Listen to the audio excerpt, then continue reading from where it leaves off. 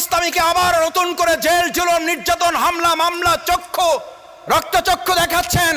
স্পষ্ট ঘোষণা দিয়ে দিচ্ছি, ত্যাগের রাজনীতির জন্য যাদের জন্ম হয়েছে, নির্যাতন হামলা মামলা গুলি রক্তচক্ষু দেখে জামাত ইসলামীকে 1 সেকেন্ডের জন্য স্তব্ধ করা যাবে না। যে যত বড় দল তত বড় চাঁদাবাজিতে ব্যস্ত হয়ে পড়েছে, যে যত বড় দল সে তত সন্ত্রাসে নিজেকে জড়িয়ে ফেলে আত্মতৃপ্তির ঢেকুর গেড়ে বলছেন আমরা বড় দল, আমাদের কিছু সমস্যা থাকবে। এই দেশ পরিবর্তনে আপনারা সবচেয়ে বড় বাধা জনগণের কাছে। এটা কি করে একটা দল বলে আমি মাথায় আসে না।